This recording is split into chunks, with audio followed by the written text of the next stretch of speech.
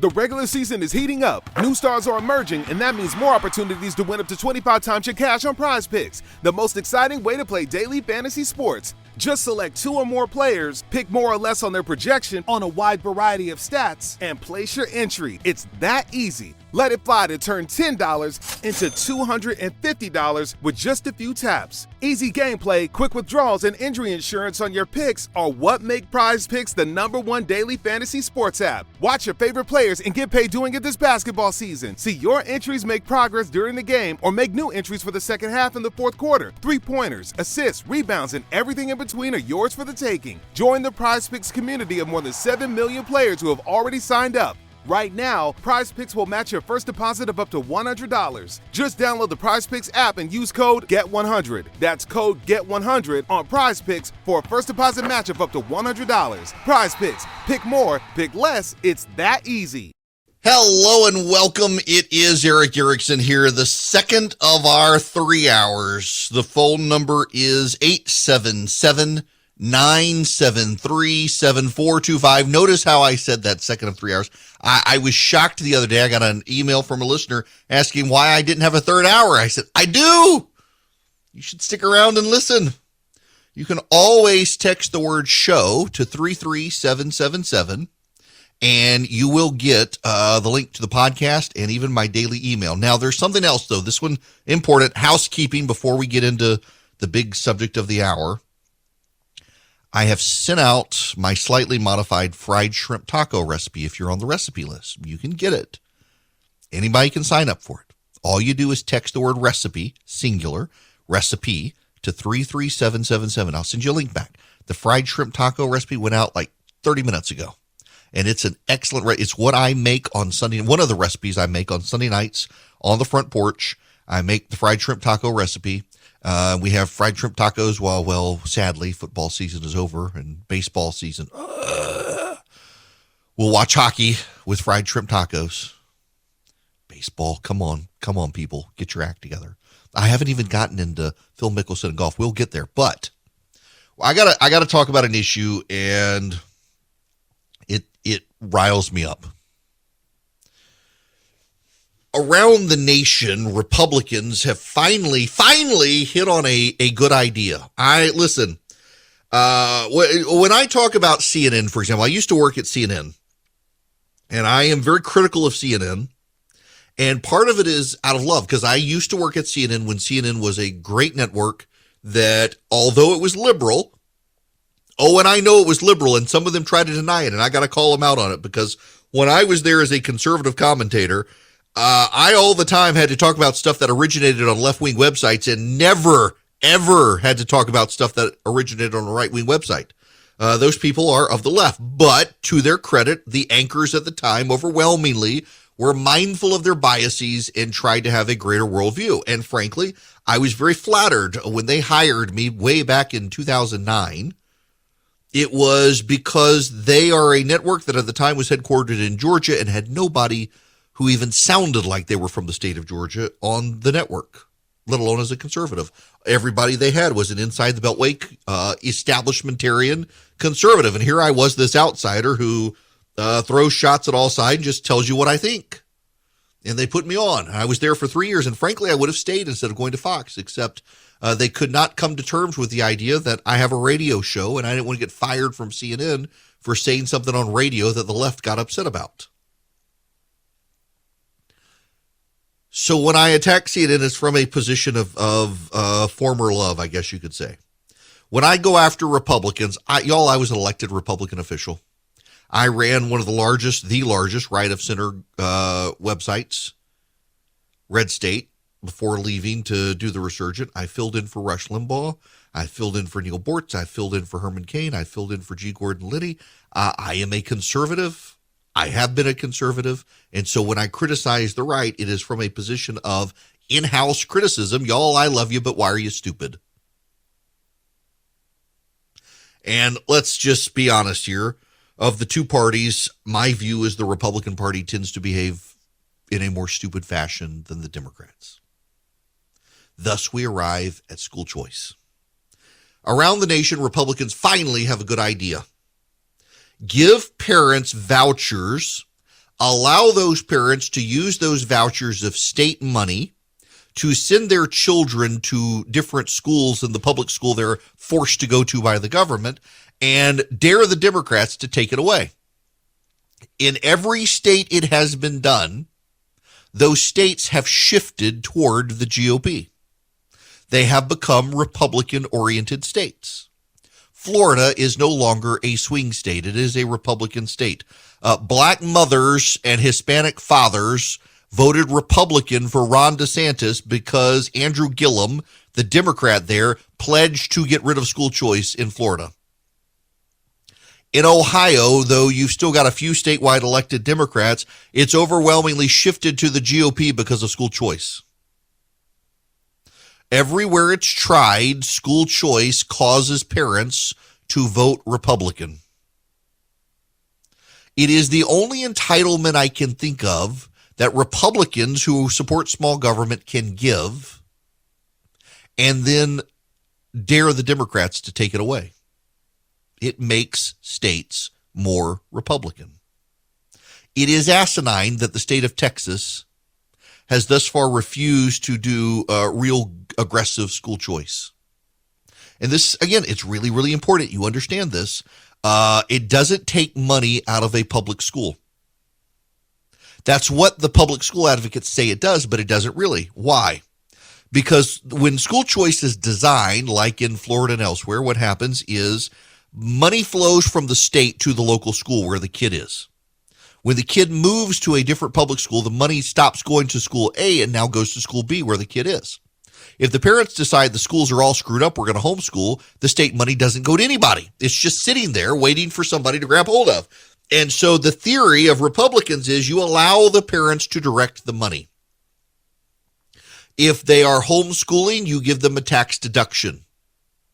If they're going to a private school or a charter school, you allow that state money to flow to that private school or charter school to offset the cost. With private school, very often, it doesn't offset the full cost, and parents have to pay a little bit, but they don't have to pay nearly as much money as they otherwise would have had to pay. And it becomes very popular. In fact, it becomes very popular in minority communities, as Black and Hispanic families are therefore more able to send their kids to different charter schools or small private schools and get them out of failing public schools. It is the Democrats who have assigned kids based on their geography to particular schools, whether those schools are good or not, and then tells those children, no, you are not allowed to leave unless your parents are rich enough to either homeschool you or send you to a private school. It is the Republicans who say, we want to help you, the parent, get your children the best education possible, knowing that doors open when your kids get a good education. Which gets me to Georgia, where school choice has died at the hands of the Republican Speaker of the House, who was never a proponent of school choice, but to his credit, allowed a vote. I got to set the stage with you here because this one deeply frustrates me. My friend Wes Cantrell is a state representative in Georgia. This is his last time in the state legislature. He term limited himself. He's a minister by trade, wanted to stay in the legislature for 5 years and then go back full-time to ministry. And he's been the chief advocate of school choice in Georgia for years. And every year he's come close. And every year he's failed at the hands of Republicans. And this year, because of all the school closures that affected people in Georgia and around the country, he was able to build a bipartisan coalition. He got Black Democrats to sign on with him, a white Republican, to advance school choice because the Black Democrats in the metro Atlanta area finally saw how bad it was. They had to see it with their own eyes when their kids were home on Zoom classes, just how bad it was. And they were willing to support school choice. He had a bipartisan coalition, and the Speaker of the House of Representatives, David Ralston, promised that they would get a floor vote. whether he can get the votes or not. Now, you need to understand that the chief obstacle to school choice in Georgia is not the Democrats, it's the Republicans. The Republicans in Georgia, a number of them used to be Democrats and just became Republican to continue to keep their position. And they were the chief obstacle. But this year, the stars seem to align. And the stars seem to align for a couple of reasons. One, Republicans know that Stacey Abrams will campaign against it, but parents like it. Two, Republicans see what's happening around the country, and they wanted to grab hold of that parental angst as part of the zeitgeist to propel themselves forward. Even Republicans who previously have opposed school choice were suddenly supporting Wes Cantrell's piece of legislation. And the Speaker of the House promised to vote. Yesterday, in the state legislature in Georgia, it was school choice day. And people from around the state drove to Atlanta to say they too wanted school choice. But an outside group from Washington, D.C. dropped mail pieces. And the mail pieces attacked Republicans.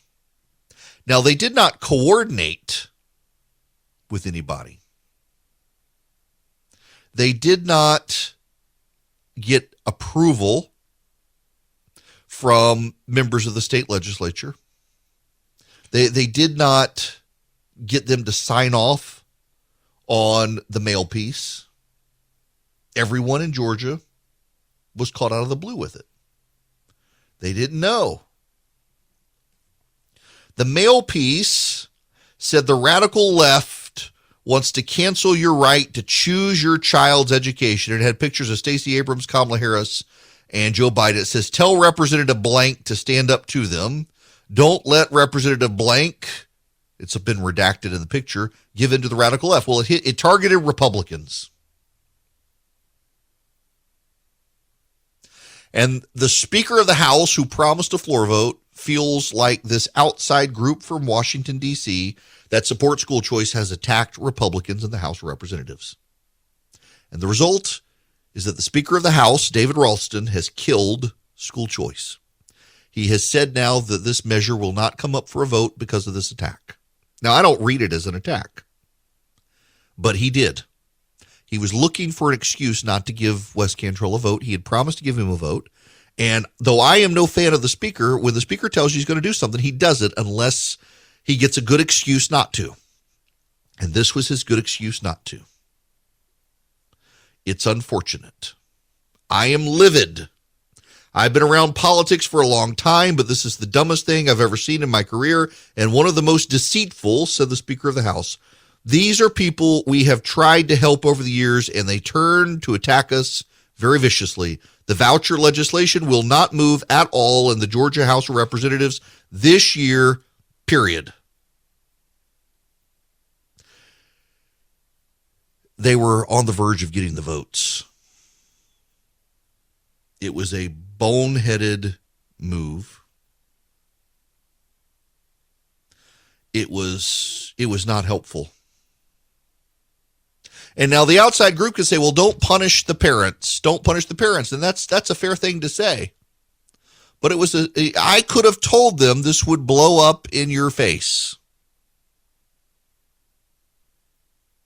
And so the people who mean well, the people who support it, they cut off their nose to spite their face. They didn't have to do this. The votes were just about there. No excuse had been given to the Republicans to kill it, and now Republicans will kill it. And you and I can think it's stupid. And we can hope that maybe the Speaker of the House will have a change of heart and say, look, it wasn't, no one in the legislature wanted this. No one in the legislature knew it was coming. Any of us in Georgia, had this group bothered to ask, we would have told them they would be dumb as dirt to try to do something like this. And they did it. They didn't listen to anyone. It was a stupid, stupid move. And they may have permanently killed school choice in Georgia. And I hope not, because Republicans in Georgia, had they given school choice, they would immediately swing the state back to the GOP pretty decisively. Every state that has advanced school choice has made their state more Republican. It is a winning issue for the GOP. maybe the speaker can be persuaded to change his mind. I hope that the leadership in the Senate, from the lieutenant governor to the president pro tem to the majority leader, advance the issue in the Senate and push it to a vote in the House of Representatives. Connect it to something else. Play this smart. They should do this.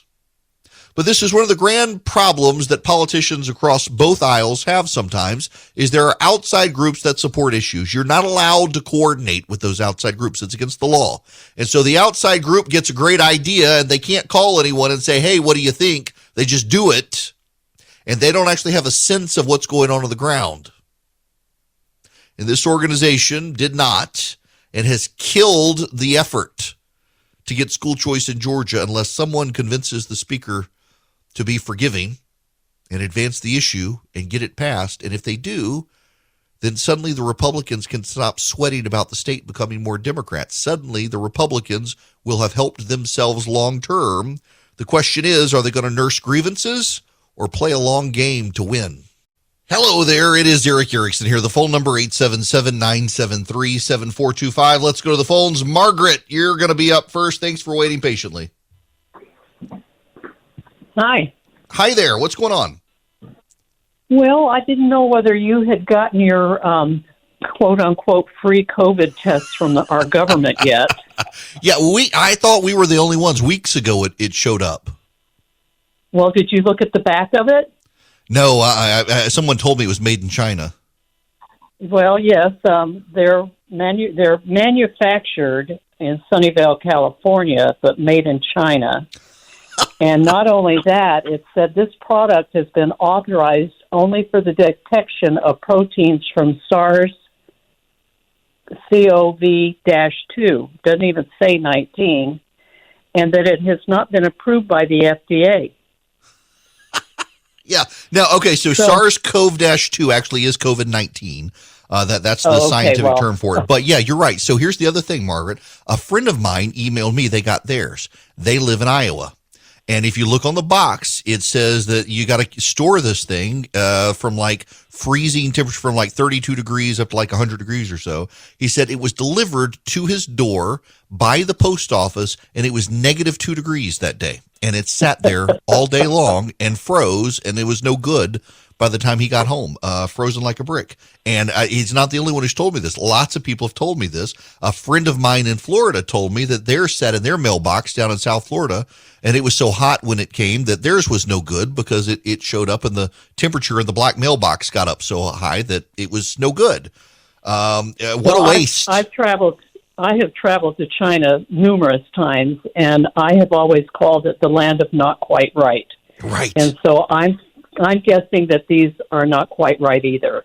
And by the way, Margaret, as well, they don't detect the Omicron variant. So, yeah, they don't do much good. Yes, of course not. It's like the next thing you know, the government's going to send us all N95 masks, and they'll all have holes in them for us to be able to put straws in to drink. Exactly. And they'll be like the ones at Congress that have "Made in China" written all over. Exactly. Thanks very much for your phone call. The waste of these. Listen, I get the intent, but when the execution is as flawed as it has been on this, I thought for a while my wife and I must be the only people who actually got them because none of my friends had gotten them, and then they all started showing up. People got mad at me on, you're spreading disinformation. I was like, no, I really thought we were the only ones because nobody else had gotten them. Just absurd. When we come back, this Phil Mickelson story, but there actually is a lot of other important stuff out there, but I'm just fascinated by this Mickelson story. There's something else as well. Jacksonville, Florida had a special election. A Republican won in an upset. Now, unless you're in Jacksonville, Florida, you don't care about a municipal election in Jacksonville, Florida, except there's a pattern to this, and it's the pattern that you need to pay attention to because I suspect we're about to see the Democrats recognize this pattern and try to use it against us. We need to discuss this when we come back, what this particular pattern is that they deployed in Jacksonville, Florida. You're going to see it nationwide, and I'll take your calls, 877-973-7425. Hello there. It is Eric Erickson here. The phone number is 877-973-7425. Let's go to Cheryl. You're going to be up next. Welcome. Well, hi, Eric. I am just so incensed. I'm the mom that speaks up at Board of Education meetings. We're making change. We're fighting our corner. And I'm so pissed at a Georgia Republican Speaker of the House that kills school choice. One, from a tactical point of view, as you mentioned, and you know, come on, help us out. And so my question to you is, how can we affect change only to get it killed by a Speaker of a House? How can he be voted out? What can be done? I mean, listen, we're doing all this heavy lifting only for it to get snuffed out at his level. The Speaker of the House is very safe running for re-election in his district. They've drawn a district. He drew a district just for himself. Really, the only way to do it is to go to the Speaker and ask, and go to your state representative and ask to please support it, and please ask the Speaker to change his mind. That's really it.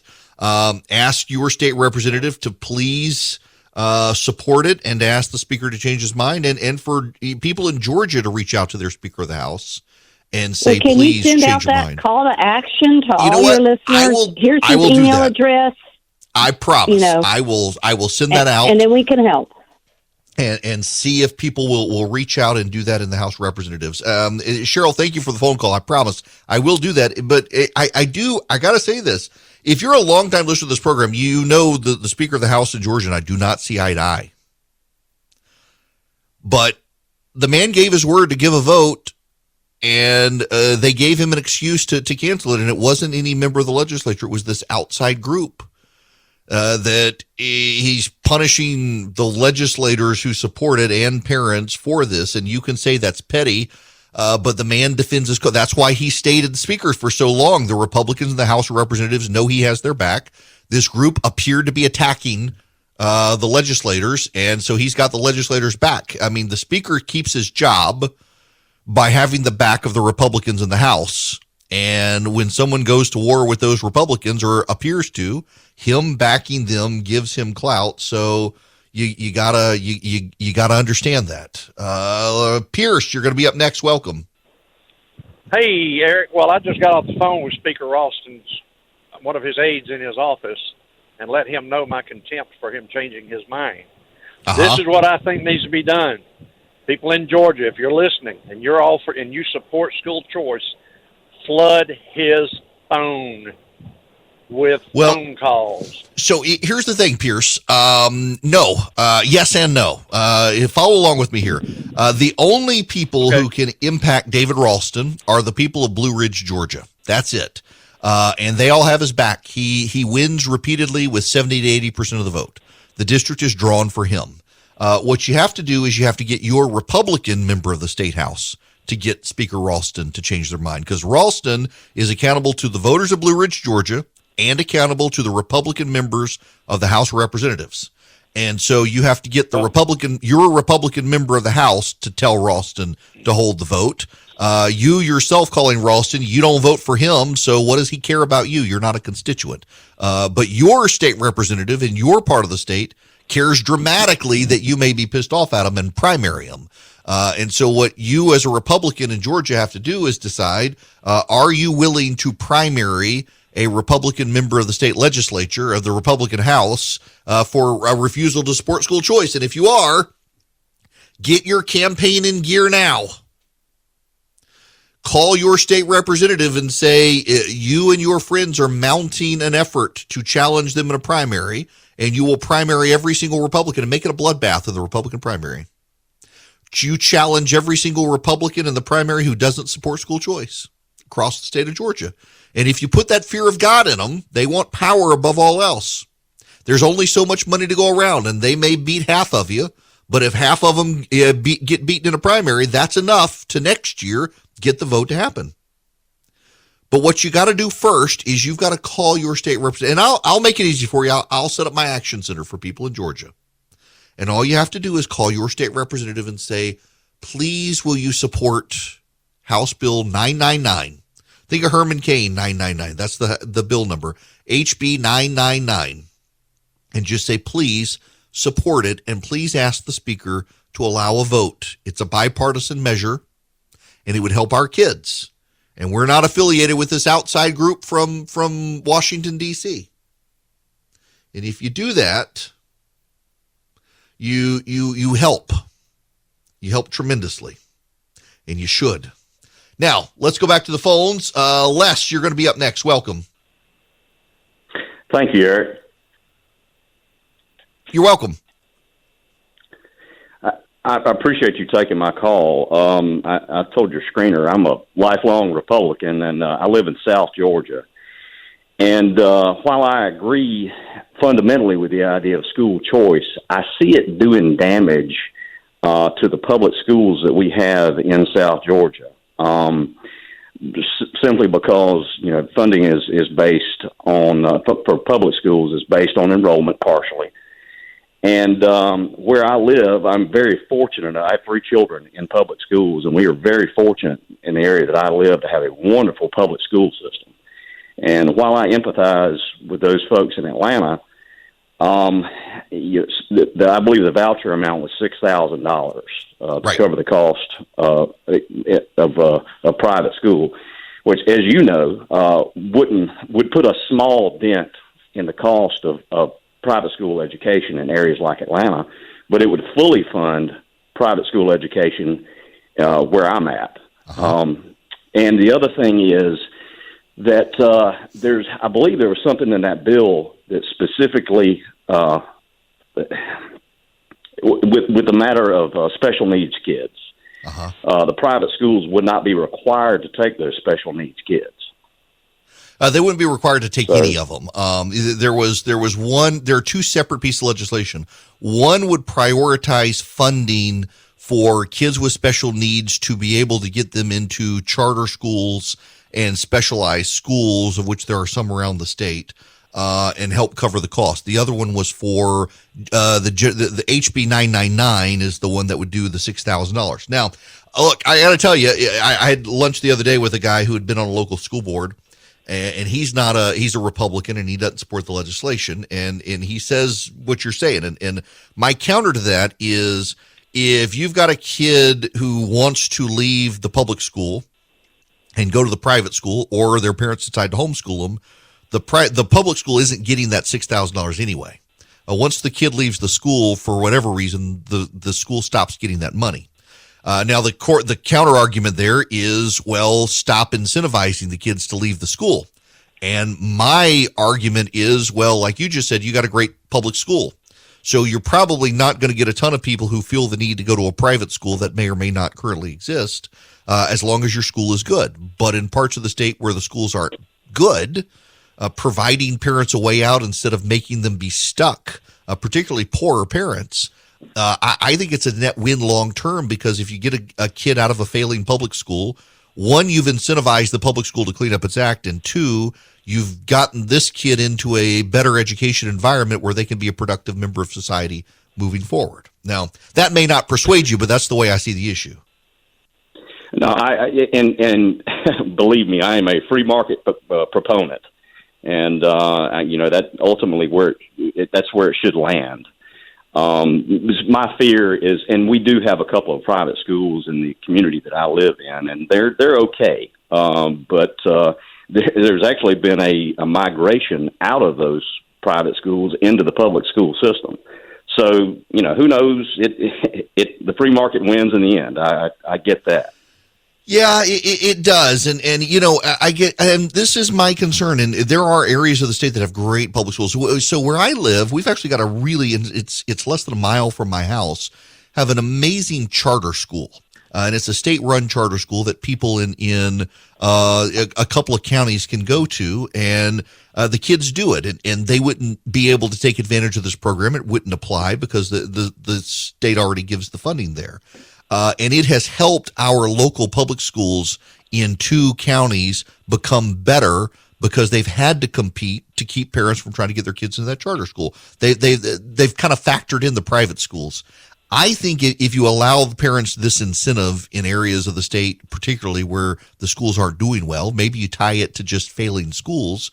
If you make it through the committee process there, it forces those schools to do better. Now, Les, there is this corollary here, though, that we need to talk about. I guess to some degree, there are some schools that are just going to fail because they are in parts of the state where you have broken families, lots of drugs, lots of crime, and there are some kids who are going to be stuck in the school who may need a way out. But I always feel bad, for example, for the teachers who are told if you don't get your kids passing, then you're going to get punished. And I'm thinking, how can a teacher get a kid to pass when dad's in jail, mom's gone before they get up, and they're having to take care of their 3 younger brothers and sisters and get them all fed into school, which this is a real thing. May I say something there? Yeah. That's a great point, because a retired school superintendent here made the point at one time and said, well, schools ought to be run like a business. But he said, explain to me what business cannot control their input. Right. The raw materials is the word he used. I mean, the public schools have to take all comers. And my mom was a second grade teacher for 35 years, so I get that completely. So, and I guess at the same time, and this is where I come down on school choice, really. Let's take a school like that, where there are some families who have good kids, and they're being dragged down by the rest of the school situation, and they couldn't afford to either do homeschool or private school without this $6,000. I kind of feel bad for them. The parents are willing, the money's not there. What do we do?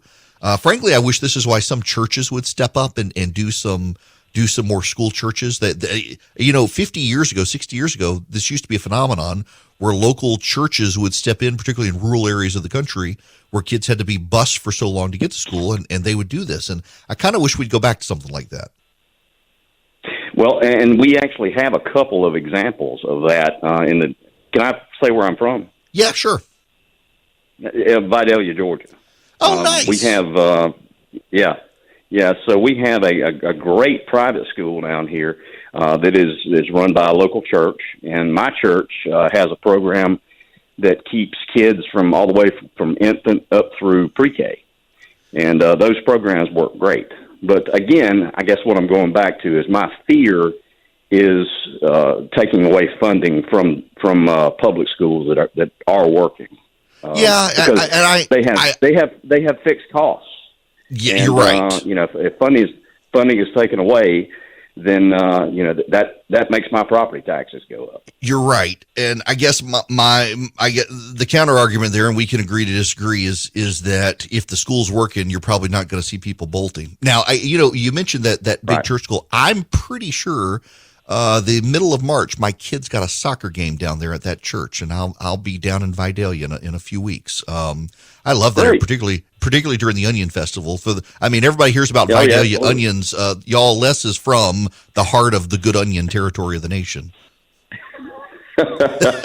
Listen, I appreciate the phone call, Les. Hey, listen, thank you. And my local station picked you up after Rush passed away. I used to listen to him every day, and I'm glad they did because I love your show. Thank you so much, Les. Very appreciate it. Vidalia, Georgia, y'all, it is down in southeast Georgia. It is farm country, and it is wonderful people. And I used to only get down there when I was a lawyer because I worked for the Department of Transportation, and they were expanding Highway 280 down there. But nonetheless, I'm sure none of you who don't live in Georgia care about that. But if you love onions like I do, the Vidalia onion is the greatest onion on the planet, and they're from down there. Now, I got to tell you about Patriot Mobile. Speaking of good patriots in Vidalia, we got good patriots at Patriot Mobile. Patriot Mobile is a cell phone company. You can get your data, you can get your voice, you can get voicemail, you can get 5G, you can get it all from Patriot Mobile without having to give your money to the big woke carriers. And Patriot Mobile uses the same towers that those companies do, so you don't have to worry about service. In fact, now I wasn't in Vidalia, but I was down in rural southwest Georgia a while back, and I had my Patriot Mobile phone with me. I have an AT&T line, and I have a Patriot Mobile line, and I got better service on Patriot Mobile, which uses different towers than the AT&T one did, and the service was even better. So you can get great service, and you can port over a phone number. You can carry your phone number over, get a new one. You can bring an unlocked phone to them or get a new phone from them. It just works, y'all. And they give a portion of their profits to the conservative movement to fight for the Second Amendment, to fight for life, fight for all the causes you care about, because they're Christian conservative. You get free activation using my name. You go to patriotmobile.com/Eric, patriotmobile.com/ERICK, or you call them 972-PATRIOT. You got 100% U.S.-based customer service. They have incredible discounts for you as well. Call them, 972-PATRIOT. Tell them Eric sent you. Get free activation, or patriotmobile.com/Eric. Hello there. It is Eric Erickson here. The phone number 877-973-7425. You know, while I've been talking about stuff happening in my neck of the woods, I might as well tell y'all, since it's a national issue here. You know, David Perdue down in Georgia, the former senator who lost to John Ossoff, the guy who dressed up in Star Wars costumes. Can't believe he lost that race. He decided, after a couple of months after saying he was backing Brian Kemp in Georgia, he decided to run against Brian Kemp because, David Perdue is, he's a friend of Donald Trump's, and Donald Trump convinced him to run. Then he couldn't raise any money. He has less than $1 million cash on hand. Brian Kemp has $12 million. And this is the guy that Trump's pinning his hopes to. If Trump can beat Brian Kemp, it signals he's got a real chance at rebound in 2024. He's still got a lot of clout. Well, Perdue is having fundraising trouble, so he's got to go to Mar-a-Lago and do a $3,000 a ticket fundraiser with Trump to try to raise him some money. Now there's a new problem. 2 years ago when he was campaigning, David Perdue and Marty Kemp, the governor's wife, the first lady of Georgia, they were both at an event. And David Perdue shook hands with Chief Deputy Grady Sanford, I believe it is Forsyth County, Georgia. The first lady was there. Some of the governor's aides were there. The governor couldn't be there. It was a pro-police sort of event. And Perdue shook hands with Grady Sanford. Now, shortly after that, Grady Sanford was arrested for child pornography and let out on bond. Nobody should attack David Perdue for shaking hands with Grady Sanford. Nobody knew the guy was a child porn guy. The problem is that David Perdue unveiled a new ad today. And the ad shows that David Perdue is tough on crime. And as evidence for that, it shows him shaking hands with law enforcement officers, including the child porn guy, Grady Sanford. This seems to be indicative of a problem with this campaign team. You can't raise money. You released a poll. So let me give you the lay of the landscape here. He releases a poll to justify his entry to the race just a couple of months after saying everybody should support Brian Kemp. And his justification is an internal poll that shows that Perdue will beat Kemp with 52% of the vote. So he jumps into the race, and all the public opinion polling comes out thereafter and has Kemp beating Perdue. In fact, the latest poll has Kemp at 49.1%, almost within reach of winning without a runoff. And Perdue is below 40%. And this is after Vernon Jones has dropped out of the race. Vernon Jones was getting 10% in all the public polling. People thought if Jones gets out, it's going to help Perdue. Actually, it turns out it's helped Kemp. Kemp's almost out of reach for Perdue. And now it turns out he's having fundraising trouble. And then he releases this ad to show he's going to be tough on crime. And it has him shaking hands with a child porn guy who was a police officer who got out on bond. And it shows he's going to be tough on crime. Who vetted this stuff?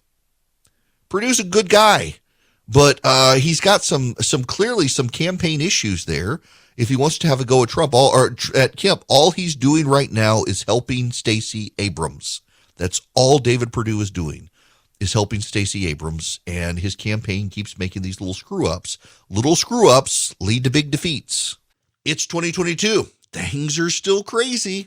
Things haven't settled down. And now you got the Federal Reserve and interest rates. You got the economy. You got inflation. A lot of banks won't even return your phone call. Let's say you're a small business and you need a loan for $750,000 or higher. You see an opportunity where banks, they don't even want to see you. You want to buy a building, you want to build a building, reach out to the Frost family at First Liberty Building and Loan. They've been helping small businesses become big businesses since the 1990s. They want to help you if they can. So spend 10 minutes with them. See if you're a good fit for them and they're a good fit for you. Their website is firstlibertyga.com. That's firstlibertyga.com. Again, you need a loan, $750,000 or higher. You're a small business and you see an opportunity to grow. Share it with the Frost family and see if they can help you. Firstlibertyga.com. That's firstlibertyga.com. First Liberty Building and Loan can help businesses nationwide become bigger businesses.